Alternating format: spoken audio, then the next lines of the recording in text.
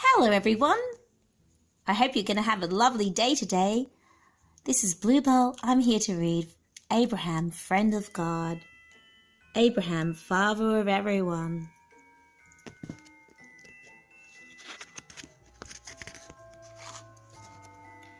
Abraham, friend of God.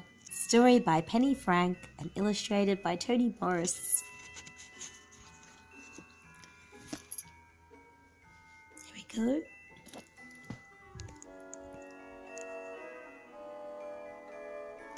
Abraham and his wife, well, it was Sarai and it was Abraham, until that wonderful moment where they entertained the angels.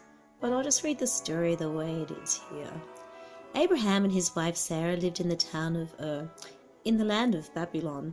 One day God told him to leave his home and go to a new land, a land which God would give to Abraham and his family.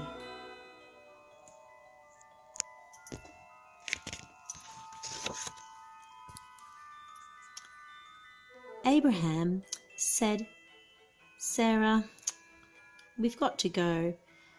Sarah said, we're very old. Sarah and Abraham were very old and they had no children.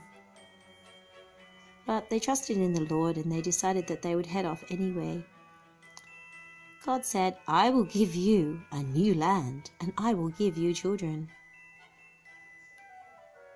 Though they found it hard to believe, they still trusted in the Lord and they went off.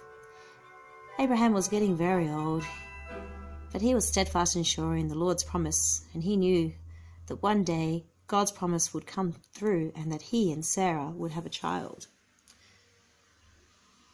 They were Abraham and Sarai still, guys. So they got ready for the journey and they packed their clothes and food and they said goodbye to all their friends and off they set. Here they are, praying and trusting in the Lord. Abraham and Sarah had no map. God showed them the way. It was a very, very, very long journey. They had to pray and trust in him for signs, so they knew which way to travel as they travelled along. At night, they put up a big tent to sleep in. See? On and on they went through many, many, many countries. Abraham and Sarah were both old, but they still had no children, so they had nobody to help them carry their stuff either. God said to them, look at the grains of dust upon the path. Look at the grains of dust. Look at the stars above your tent. He said, one day your family will be as many as the stars. There will be too many to count. You will be more numerous. Your family will be more numerous than the grains of sand and than the stars in the sky. That's why you'll come to see Abraham is the father of everyone. They were glad when they came to the new land because it had been such a long journey and there's no house to live in. They were just like shacking it up in a tent. They lived in a tent along the way, a big tent. So one day Abraham saw some men going by and he said, please come in and sit down. He said, you know, we've got like something really nice here for you to eat. So they said, that will be good because we have a very important message for you. Sarah heard what they said. They said that your wife Sarah is going to have a baby boy.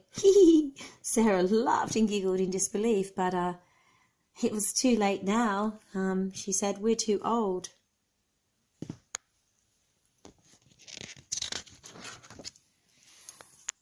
God was sorry that Sarah did not have the faith and did not believe in him, but soon Sarah came to know that that message was very true as she felt the baby kicking inside her. And eventually she had a baby. She called him, he laughs, or laughter in Hebrew, Isaac. Because nothing is too hard for God. Nothing is impossible to someone who believes. When the baby was born, Abraham and Sarah were very, very happy, really happy with Isaac. God had kept his promise. And that's when their names changed, because then they got the faith from Sarai to Sarah and from Abraham to Abraham. And this is baby Isaac, who later marries Rebecca. That's cool, isn't he? Abraham and Sarah loved their little son. They watched him play outside and the tent. He also had a brother. His brother was called Ishmael. That's missing in the story. But anyway, as the years passed, Isaac grew up tall and strong, and his parents were very proud of him. And they thanked God for keeping his promise.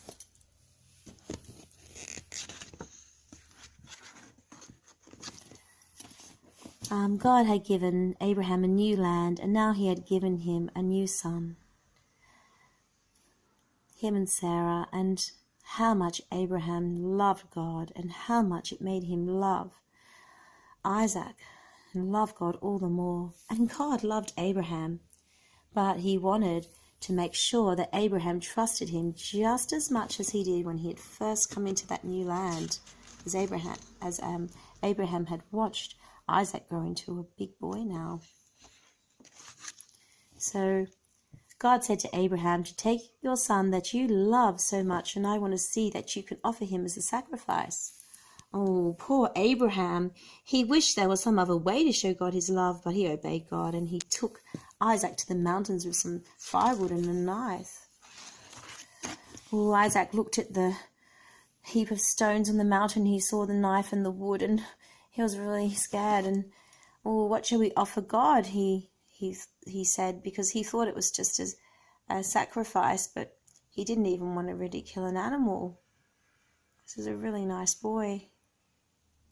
Abraham was very sad, but he told Isaac that they must trust in God, and they must, God will just give them something to put upon the stones. So they built their altar anyway, obeying in the Lord.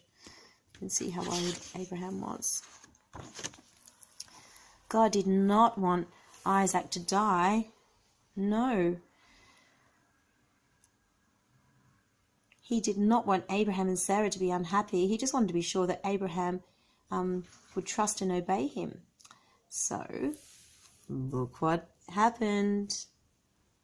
Abraham trusted. Abraham put Isaac on top of the stones still. He picked up a knife to obey God and to kill Isaac for the sacrifice. And then God called out, Abraham, stop! Look, I have given the animal to you in the bush behind you.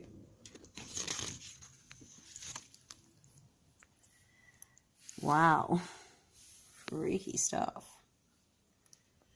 God knew now that Abraham did really trust him. He would obey whatever the Lord said. No matter what the cost, he would obey God. He was so happy. He was overjoyed, and he so much more appreciated Isaac. Both Isaac and Abraham thanked God as they made the sacrifice. They talked about what happened as they went down the mountain, and they were glad that they could trust God. And as God had promised through Isaac and through his children, Abraham's family did become a great nation. In fact, the whole world today is part of Father Abraham. Thank you everyone for this story. This is Bluebell, and this is a little Bible story that I heard from my daddy when I was little, and I hope you all enjoyed it, and I'll see you tomorrow. Have a good day. Do lots of stuff today. Be productive. And thank you, kind listeners. I appreciate you listening. And viewers, thank you. Have a lovely day. Bye.